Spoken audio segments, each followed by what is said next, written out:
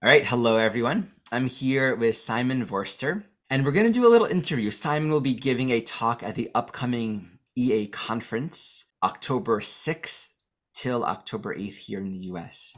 So, this will be an opportunity to get to know Simon as an EA teacher, what he's up to, his history with EA, what he's really interested in, what he's learning, and we'll also get to speak to the topic that he'll be teaching on during this conference. First question I want to ask you is, what is your story with EA? How did you get into EA? What drew you to it? How did you find it? So this happened in 2011, early January 2011. I came across actually Kim Marie's video on the Scorpio archetype.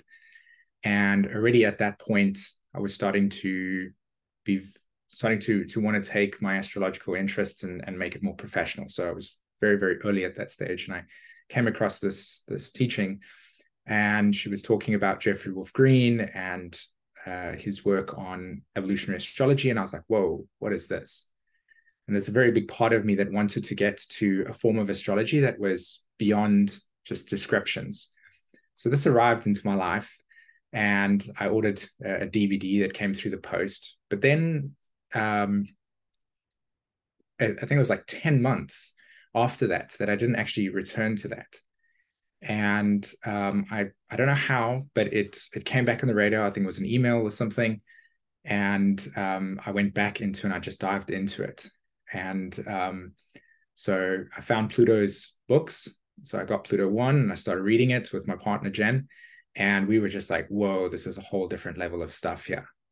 And from there, you any person that's come into EA will know that there is a moment of merging or osmosis with something, and that was that moment. And then from there, we sort of did some investigation, and I found Jeffrey Wolf Green's school. And I tell people this story quite often because it's something that's very dear to my heart. But at the time, uh, to purchase the school was a certain amount of money. I think it was like $1,000 or something, and we had no money. And like 3.5 weeks, 4.5 weeks after seeing that you could enroll in a school and learn EA from Jeffrey Wolf Green in his DVDs, a tax return came through for the exact amount of money that it was for. Nice. And that was just like a moment of, okay, this is destined. So of course, as soon as I got the material, we just dove into it. And from there, it's just a process of just going through the EA journey, which this is why we're here today. This is actually what interests me most, what's exciting for me to ask and learn about. Yeah. This time in your life, you've been studying this, you've been working, and you have your own channel. You really put out beautiful quality teachings, and you've been working with many people. I'm really drawn to know for you, what Mm-hmm. at this time is the present moment edge of your own learning? What Sure. is it you're really starting to, because as you mentioned, this is one of those things where everyone who gets into it, the knowledge is osmosed. Yes. And it's something that deepens with our ongoing realization. And I think if Mhm. we're really authentically continuing to grow, we're always going to find ourselves getting to these thresholds of deepening in our insights and realizations. So, what is that for you right now? What is currently exciting and engaging in your own edge of realization within this work? Um, Three things. So if you're following AEA, you'll know these terms. So the resolution of my squares to the nodes. I have both Mars and Venus in Virgo in the eighth house. They're exactly squaring my nodes. So firstly, the resolution of my nodes has become something that EA has been a vehicle for me to emotionally connect with, to what that resolution looks like in myself. So, and I'll explain it further what that means. Um, Understanding my polarity point. So I have Pluto in the 10th. So the polarity point for me being in the fourth house has been a huge indicator as to how EA has evolved me, and how that deeply, deeply influences my astrology and what I'm presenting, like how I'm coming into it. And the third thing is learning how to. So to me, EA is medicine. That's how I see it. That's how I experienced it. I experienced it as medicine. I experienced it as a process of coming into contact with something beyond just this surface plane level of personality types and descriptions, that there's actually something going on beneath the surface. So we're kind of EA's paradigm is Pluto and its nodes. Yeah. So for me, coming into a deeper contact and understanding what that's about and exploring that and recognizing that, to me right now, humanity is in a place of deep emotional transformation. And I feel that EA is a vehicle to help people come into a deeper relationship with themselves and to help them understand a lot of what is occurring right now in the world, to make sense of things. And the synthesis of those three things essentially is what kind of where I'm at right now. So for me, one of Jeffrey's teachings that has always stuck with me, and I've consistently come back to reflect on it, what does it mean? What does it mean? Is evolving through the emotional body. And what does that mean? Like how do you experience that? What does that actually do? How do you actually enact that?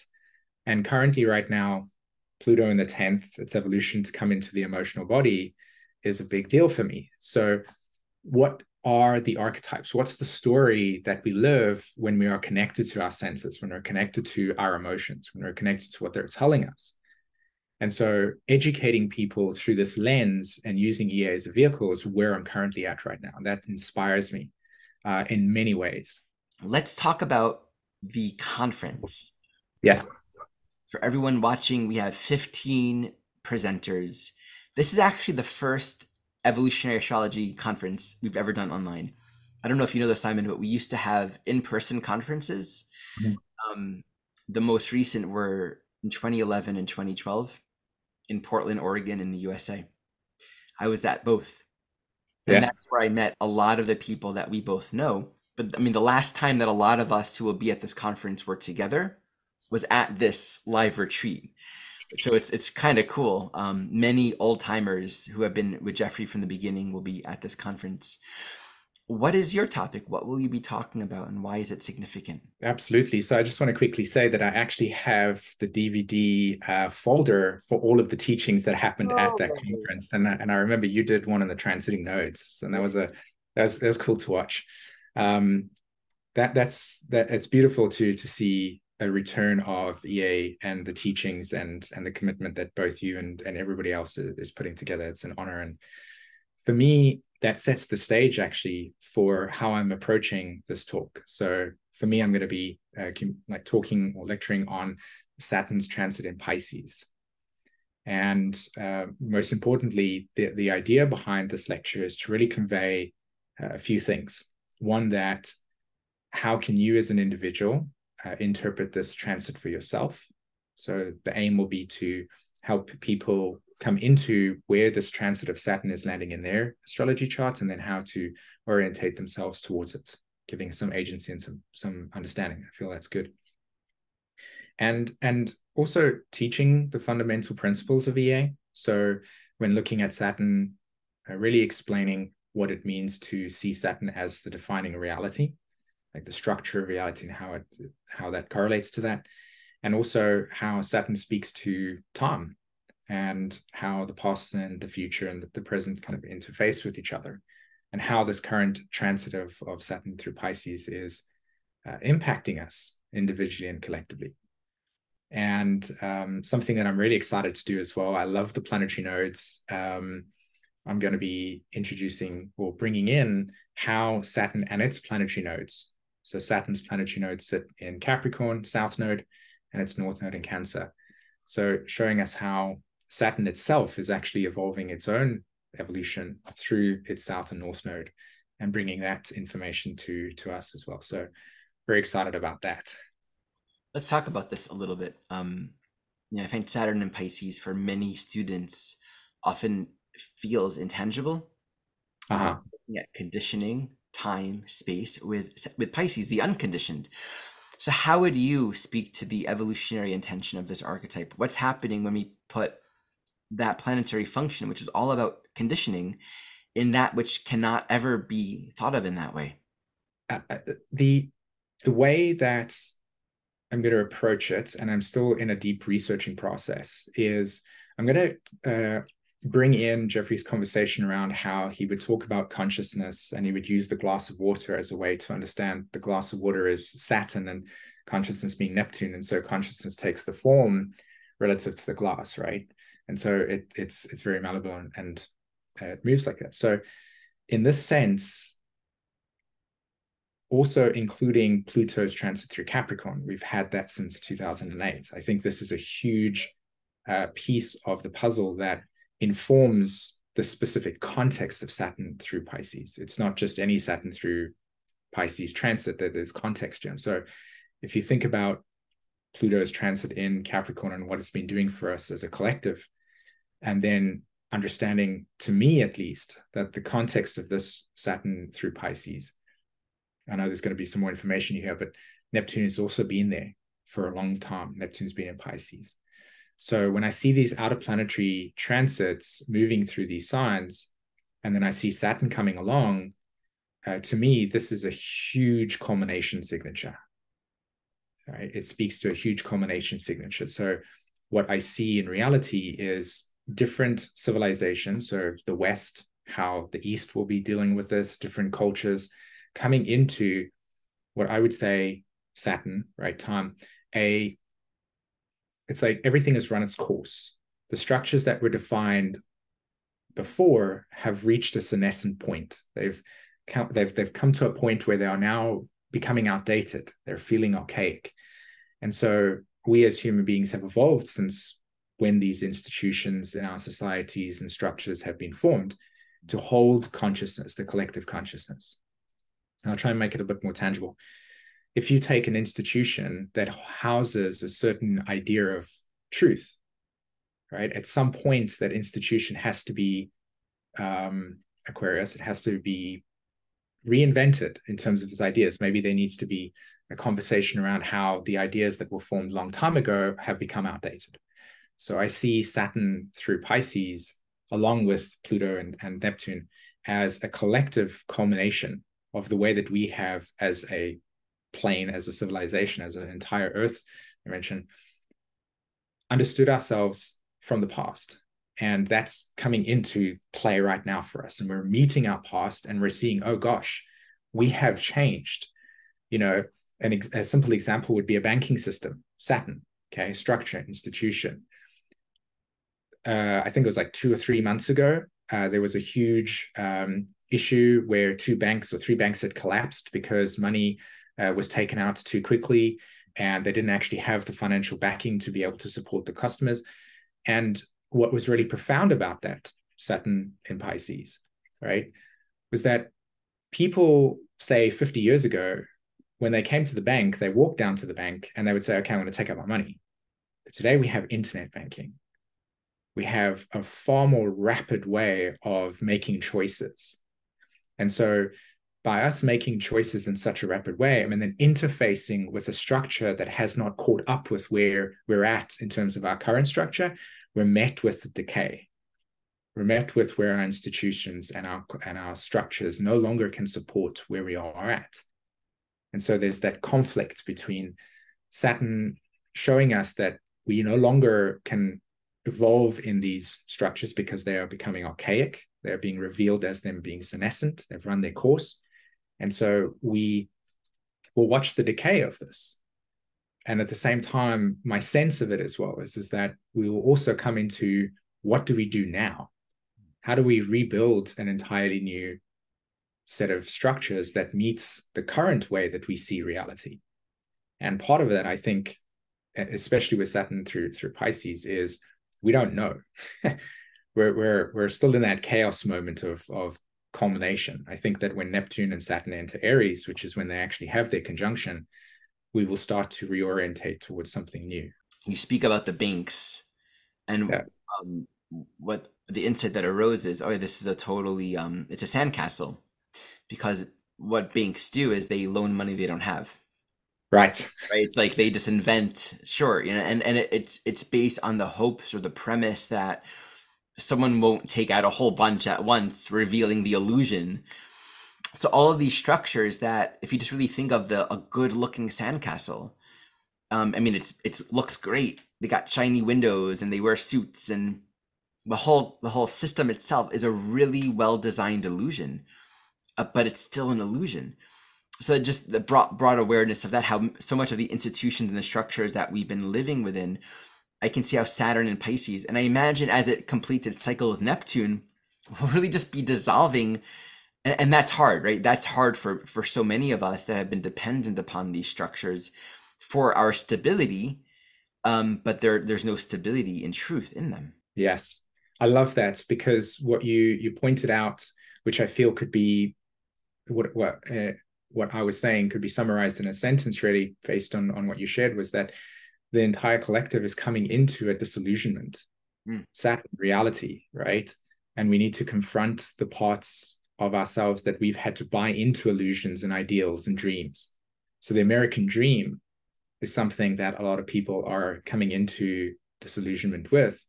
And many of it is healing, because acknowledging reality has allowed for there to be a reorientation to something that's more organic, something that's more real, versus buying into an idealization that supports a deeper process that has nothing to do with your interests. So then, with the dissolution of all these structures, the question that arises, that I think is really important, that many people will also be asking, where is the security? Like, what do we? This is not Uranus. This is Saturn, right? So we're looking at Yeah. conditioning, discipline, structure, something that grows through consistency long term.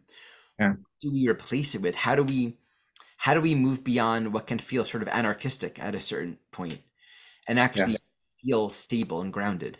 I've contemplated this a lot, and I've given a lot of thought to this process. And my perception on this, my position on this, is deeply influenced by, again, EA teachings, which is that there are always natural cycles. Mm. So for me, especially understanding the resolution of my nodes, I've realized that as much as I would love to jump ahead and do this thing and do that thing, if I haven't actually emotionally matured through the process, the capacity to actualize it is diminished a lot. And then I get thrown back at myself. So I feel like that is not available to us until Pluto's in Aquarius finally, as in it's not retrograding back.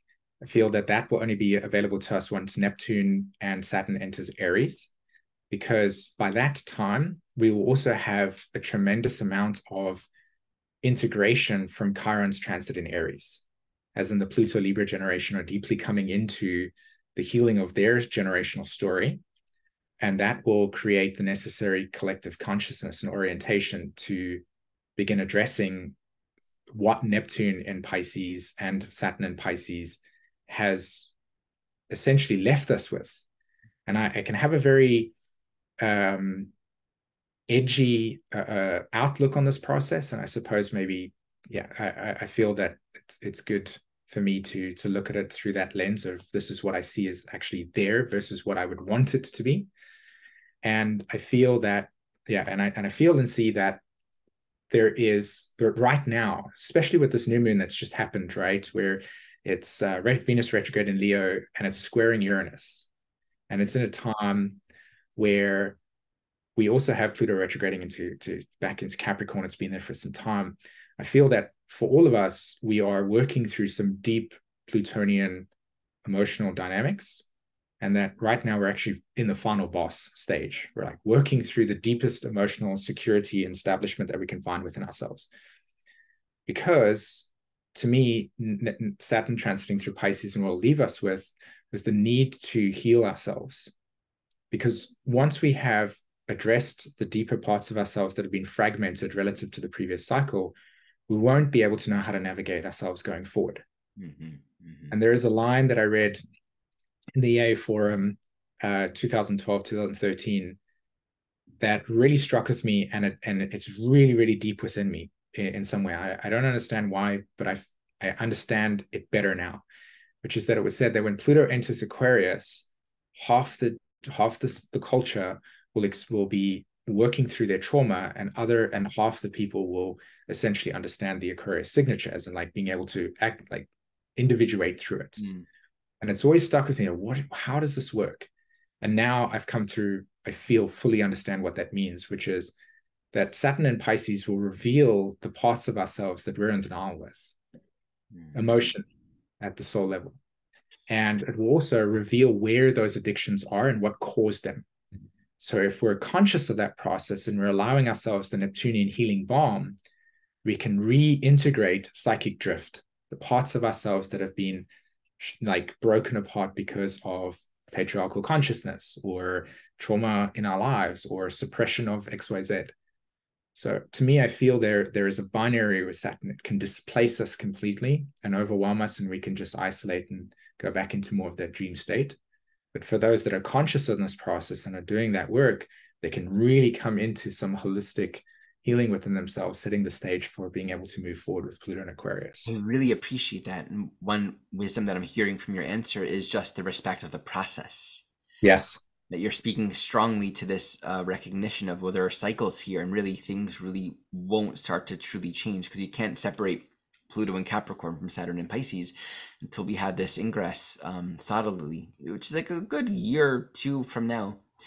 And that in that process, there's a wisdom in really meeting the teachings and the Yes. process of disillusionment, and maybe even reorienting our attention to a more valuable internal spiritual orientation, seeking to understand and know what's truly meaningful, what's truly valuable, what we can commit to right now, what is worth our time and our attention, with the recognition that there's more to happen, like that new cycle, which I really see too. It's that Saturn Neptune new phase in Aries.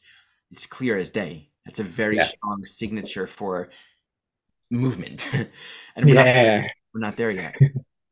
Yeah, man. I love that. That was really well put. And I think two things I want to acknowledge. One was I really love the language you used around describing the process and the wisdom in knowing that we're moving towards something, and that as we move towards it, we still have to do this process. Yeah, but it leads us to that. So both having the awareness that we're moving to something that is going to be healthy and sort of integrated for us, but also noticing that we're not there yet. So coming into that. I Mm-hmm. really love how you described it in your own words. It was illuminating, and yeah, it's exactly what I mean by that. Yeah. Cool. And this is the first time that we actually chatted together about astrology. So this is fun. Uh-huh. Thank you, Simon, for joining me, and for everyone to have the opportunity to get to know you a bit, for those that don't already know you. Once again, everyone, I welcome you to join us at the conference. Check it out in the description below. Thank you for joining us, and we'll see you soon.